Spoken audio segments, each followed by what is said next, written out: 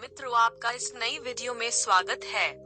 मृत्यु जीवन का शाश्वत सत्य है, लेकिन मृत्यु को लेकर लोगों में अलग अलग धारणाएं होती हैं। सभी लोग यही सोचते हैं कि क्या मृत्यु के बाद यमलोक की यात्रा शुरू होती है, कि यह सब महज एक भ्रम है। आखिर मृत्यु के कितने दिनों के बाद आत्मा यमलोक पहुंच जाती है, इत्यादि। लेकिन प्राचीन काल में एक सवाल श्री हरि विष्णु से उनके वाहन गरुड़ जी ने पूछे थे। तत्पश्चात उन्हें भगवान गरुड़ पुराण के रूप में इन सब सवालों के उत्तर विस्तार पूर्वक बताए थे।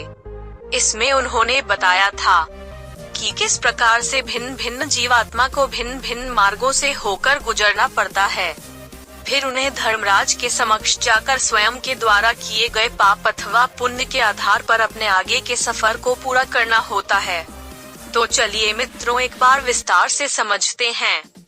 मगर उससे पहले आप हमारे चैनल पर नए हैं तो चैनल को सब्सक्राइब करके बेल आइकॉन को दबाना ना भूलें। चलिए शुरू करते हैं। गरुड़ पुराण के अनुसार मृत्यु से पहले मनुष्य की आवाज चली जाती है, उसकी सारी इंद्रियां बंद हो जाती हैं। जब अंतिम समय आता है तो परमात्मा के द्वारा उसे दिव्य दृष्टि मिलती है, जिसके बाद वह सारे संसार को एक रूप में देखने लगता है। अब उनके सारे विकार नष्ट होने लगे हैं। पुराण में बताया गया है कि मृत्यु के समय दो यमदूत आते हैं, जो देखने में बहुत भयंकर प्रतीत होते हैं। यदि मरने वाला प्राणी सज्जन है तो वह आसानी से अपना प्राण त्याग देता है, परंतु यदि वह पापी है तो यमदूत के भय से ग्रस्त होकर आहा की आवाजें निकालते हुए प्राण को त्यागता है। तत्पश्चात उसके गले में बांस बांधकर यमलोक ले जाते हैं। मृत्युलोक का रास्ता अंधेरे और गर्म बालू से भरा होता है। फिर उसे वहां यातनाएं दिए जाते हैं। फिर धर्मराज के कहने पर उसे 13 दिनों तक के लिए अपने उत्तर कार्यों की पूर्ति के लिए आकाश मार्ग से घर पर छोड़ दिया जाता है।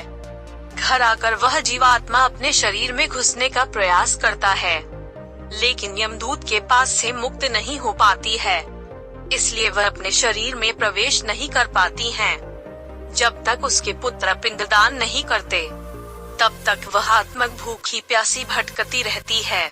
फिर 10वें दिन किए गए पिंडदान से मुक्त आत्मा को चलने की शक्ति मिलती है।